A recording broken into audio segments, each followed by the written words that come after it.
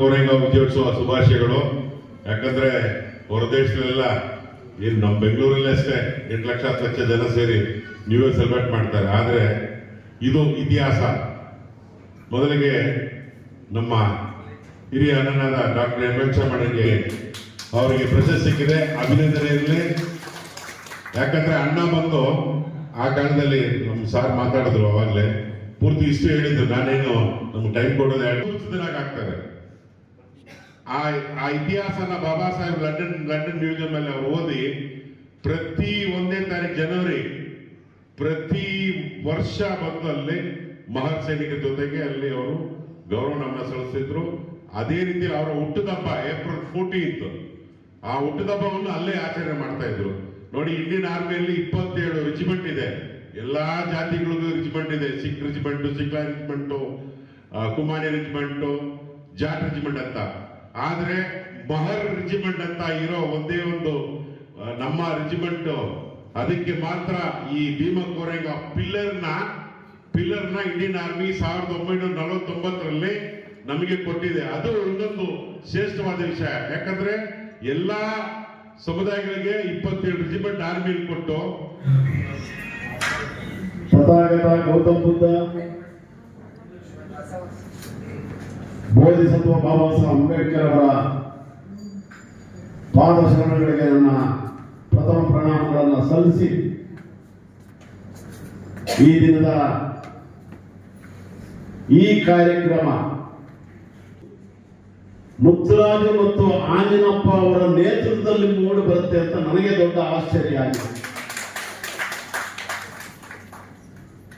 ಮುತ್ತುರಾಜು ವಿಧಾನಸೌಧ, ವಿಕಾಸ್ ಸೌಧ, ಮಂತ್ರಿಗಳು, DC office, BBMP ಆಫೀಸ್ಗಳಲ್ಲಿ ಓಡಾಡಿ ದಲಿತರ ಸವಲತ್ತುಗಳನ್ನು ಕೊಡಿಸೋದ್ರಲ್ಲಿ ಅವರಿಗಿಂತ ಮೊದಲನೇವರು ಯಾರು ನಾನು ನೋಡಿಲ್ಲ, ಅಷ್ಟು ಓಡಾಡ್ತಾ ಇರ್ತಾರೆ.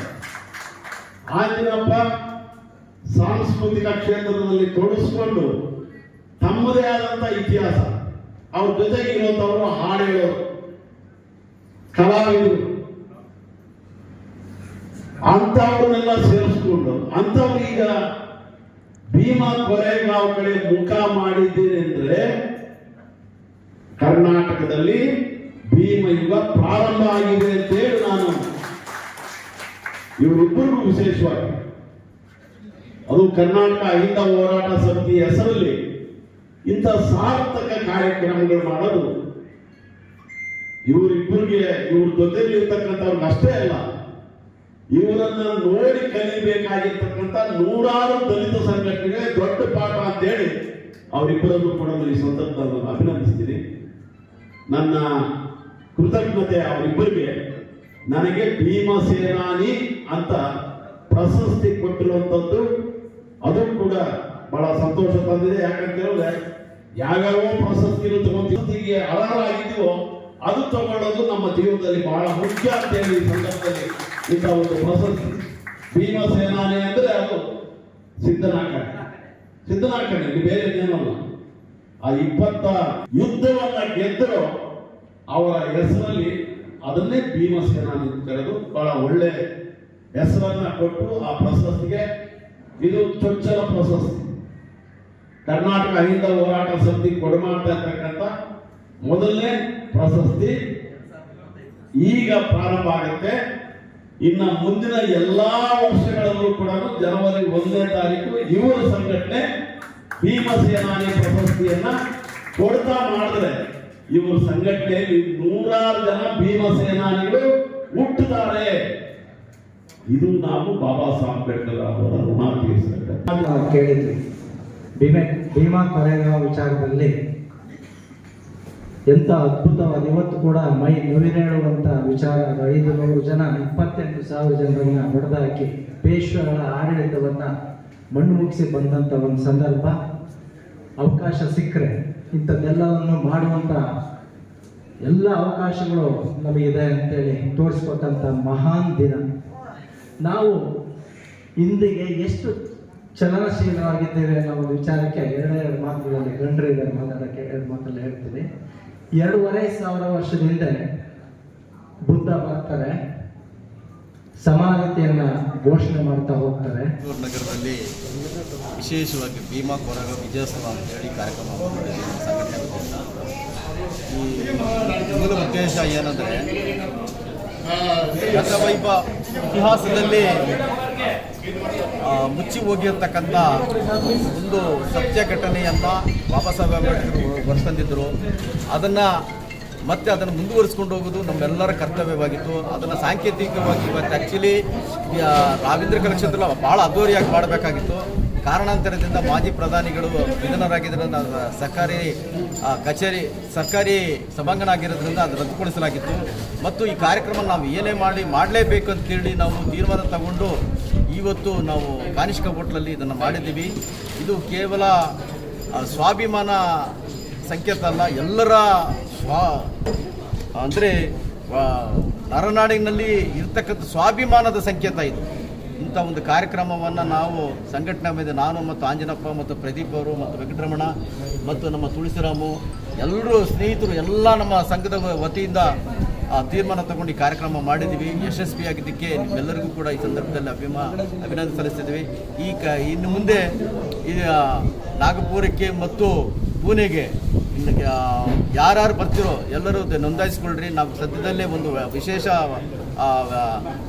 ಏನು ಟ್ರೈನ್ ಮೂಲಕ ಅವ್ರಿಗೆ ಊಟದ ವ್ಯವಸ್ಥೆ ಮತ್ತು ಉಳ್ಕೊಳ್ಳೋದಕ್ಕೆ ಎಲ್ಲ ವ್ಯವಸ್ಥೆ ನಾವು ಮಾಡ್ತೀವಿ. ಯಾರು ಬರ್ತೀರೋ ಬರಲಿ ಅಂತ ಹೇಳ್ಬಿಟ್ಟು ಈ ಸಂದರ್ಭದಲ್ಲಿ ನಾವು ಅವ್ರಿಗೆ ವಿನಂತಿ ಮಾಡ್ಕೊತೀವಿ.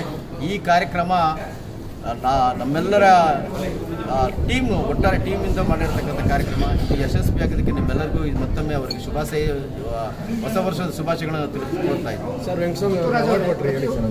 ವೆಂಕಟಸ್ವಾಮಿ ಅವರಿಗೆ ಯಾಕೆ ಕೊಟ್ಟರು ಅಂದರೆ ಅವರು ಕಳೆದ 40-45 ವರ್ಷಗಳಿಂದ ನಿರಂತರ ಸೇವೆ ಮಾಡಿದ್ದಾರೆ. ಬಡವರ ಪರವಾಗಿ, ದಲಿತರ ಪರವಾಗಿ, ಹಿಂದುಳಿದ ಪರವಾಗಿ, ಅಲ್ಪಸಂಖ್ಯಾತರ ಪರವಾಗಿ ಸರ್ಕಾರನ ಗಮನ ಸೆಳೆದು ಏನೇನು ಅವ್ರಿಗೆ ಮೂಲಭೂತ ಸೌಲಭ್ಯಗಳಾಗಿರ್ತಕ್ಕಂಥ ಹಕ್ಕುಗಳನ್ನಾಗಿರಲಿ ಅವ್ರಿಗೆಲ್ಲ ಕೊಡಿಸೋದ್ರಲ್ಲಿ ಭಾಳ ಸಫಲರಾಗಿರ್ತಾರೆ. ಇವತ್ತು ಬೆಂಗಳೂರಿನಲ್ಲಾಗಲಿ ಕರ್ನಾಟಕದಲ್ಲಿ ಮೂಲೆಗಳಲ್ಲಿ ಚರ್ಮ ಕೈಗಾರಿಕೆ ಮಾಡ್ತಕ್ಕಂಥ ಅವ್ರನ್ನ ತುಂಬ ಇರ್ತಕ್ಕಂಥವ್ರಿಗೆ ಪೆಟ್ಟಿಗಡಿ ಅಂಗಡಿಗಳು ಹಾಕ್ಸೋದ್ರ ಮೂಲಕ ಮತ್ತು ಪೊಲೀಸರ ಕಿರುಕುಳನ್ನು ತಪ್ಪಿಸೋದಂತ ಯಾರಾದರೂ ಇದ್ದರೆ ಅದು ವೆಂಕಟಸ್ವಾಮಣ್ಣವರು. ಎತ್ತಿನ ಗಾಡಿ ಆಗಲಿ, ಜಟ್ಕಾ ಗಾಡಿ ಅವರಲ್ಲಾಗಲಿ ಇವತ್ತಿನ ದಿನ ಜೀವಂತವಾಗಿ ಅವ್ರನ್ನ ಉಳ್ಕೊಳ್ಳೋದಕ್ಕೆ ಕಾರಣ ನಮ್ಮ ವೆಂಕಟಸ್ವಾಮಿ ಅವರ ಕಾರಣ. ಅಂಥವ್ರಿಗೆ ಈ ಸಂಘಟನೆಯಿಂದ ಏನು ಕಾರ್ಯಕ್ರಮನ ಯಶಸ್ವಿಯಾಗೋದಕ್ಕೆ, ಬಡವರು ಉದ್ಧಾರ ಆಗೋದಕ್ಕೆ ಒಂದೇ ಒಂದು ಕಾರಣ ಆಗಿರೋದಕ್ಕೆ ಅವ್ರಿಗೆ ಈ ಭೀಮಸೇನ ಪ್ರಶಸ್ತಿ ನೀಡಿ ಕೊಟ್ಟಿದ್ದೀವಿ. ಅವ್ರಿಗೆಲ್ಲ ಕೊಟ್ಟಿರೋ ನಮಗೆ ನಾವೇ ಗೌರವವನ್ನು ಸಮರ್ಪಣೆ ಮಾಡ್ಕೊಂಡಿದ್ದ ಸಂದರ್ಭದಲ್ಲಿ ನಮಗೆ ಒಂದು ಅಭಿನಂದನೆ ಸಲ್ಲಿಸೋದ್ರ ಮೂಲಕ ಅವರಿಗೆ ಈ ಪ್ರಶಸ್ತಿ ನೀಡಿದ್ದಕ್ಕೆ ಧನ್ಯವಾದಗಳು ತಿಳಿಸ್ತೀವಿ. ನಾಡಿನ ಅನೇಕ ಹಿರಿಯ ಹೋರಾಟಗಾರರ ಜೊತೆ ನಾವು ನಮ್ಮನ್ನು ನಾವೇ ಗುರುತಿಸಿಕೊಂಡು ನಮ್ಮದೇ ಪ್ರತ್ಯೇಕ ಸಂಘಟನೆಯನ್ನು ಮಾಡಿದ್ದೇವೆ. ಈಗಾಗಲೇ ನಮ್ಮ ಸಂಘಟನೆಯ ಪ್ರತಿಗಳ ಫಲವಾಗಿ ನಾವು ಈಗಾಗಲೇ ಬಾಬಾ ಸಾಹೇಬ್ ಅಂಬೇಡ್ಕರ್ ಅವರ 10 ಅಡಿ ಪುತ್ಥಳಿಯನ್ನು ನಿನ್ನೆ 2ನೇ ವೃತ್ತದಲ್ಲಿ ನಾವು ಈಗಾಗಲೇ ಅನಾವರಣ ಮಾಡಿದ್ದೇವೆ. ಬೆಳಗ್ಗೆ ನಾವೆಲ್ಲ ಸಂಘಟನೆ ಅಲ್ಲಿ ಬಾಬಾ ಸಾಹೇಬ್ ಅಂಬೇಡ್ಕರ್ ಅವರಿಗೆ ಗೌರವ ಸಮರ್ಪಣೆ ಮಾಡಿ ನಂತರ ನನ್ನ ಅತ್ಯಂತ ಒಡನಾಡಿಗಳು ಸುದೀರ್ಘವಾಗಿ ರಾಜ ಹೋರಾಟ ಸಕ್ರಿಯವಾದಂಥ ನಮ್ಮ ವೆಂಕಟಸ್ವಾಮಿ ಅವರಿಗೆ ಇವತ್ತು ನಮ್ಮ ಅಹಿಂದ ಹಕ್ಕುಗಳ ಹೋರಾಟಗಾರರು ಎಲ್ಲ ಒಕ್ಕೂಟ ನಮ್ಮ ಮುತ್ತರಾಜನವರು, ನಮ್ಮ ಪ್ರದೀಪು, ಹಾಗೆ ನಾವೆಲ್ಲ ಕೂತ್ಕೊಂಡು ತೀರ್ಮಾನ ಮಾಡಿ ಇವತ್ತು ಭೀಮಸೇನಾನಿ ಅಂತೇಳಿ ಒಂದು ಪ್ರಶಸ್ತಿಯನ್ನು ಕೊಟ್ಟು ಗೌರವಿಸಬೇಕು ಅಂತೇಳಿ ನಾವು ಒಂದು ಕಾರ್ಯಕ್ರಮ ರೂಪಿಸ್ಕೊಂಡಿದ್ವಿ.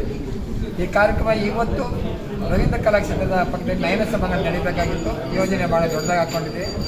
ಕಾರಣದಿಂದ ಡಾಕ್ಟರ್ ಮನಮೋಹನ್ ಸಿಂಗ್ ಅವರ ನಿಧನದ ಪ್ರಯುಕ್ತ ಅಲ್ಲಿನ ಕಾರ್ಯಕ್ರಮ ರದ್ದು ಮಾಡಿ ಮತ್ತೆ ಕಾರ್ಯಕ್ರಮ ರದ್ದಾಗೋದು ಬೇಡ ಅಂತೇಳಿ ಒಂದು ಹೊಸ ವರ್ಷ ಅಂತೇಳಿ ಇವತ್ತು ನಾವು ಈ ದಿನ ಈ ತುರ್ತಾಗಿ ಕಾರ್ಯಕ್ರಮ ಆಯೋಜನೆ ಮಾಡಿದ್ದರಿಂದ ತಾರೀಕಿನಂದು ಈ ಪ್ರಶಸ್ತಿಯನ್ನು ನನಗೆ ಮುಂದುವರಿಸ್ಕೊಂಡು ಹೋಗ್ತೀವಿ. ಭೀಮಸೇನಾನಿ ಪ್ರಶಸ್ತಿಯನ್ನು ಯಾರ್ಯಾರು ದೊಡ್ಡ ಮಟ್ಟದಲ್ಲಿ ಸಾಧನೆಗೈತಾರೋ ಸಾಧನ ವ್ಯಕ್ತಿಗಳಿಗೆ ಈ ಪ್ರಶಸ್ತಿಯನ್ನು ನೀಡೋದ್ರ ಮೂಲಕ ಅದನ್ನು ಮುಂದುವರಿಸ್ಕೊಂಡು ಹೋಗ್ತೀವಿ.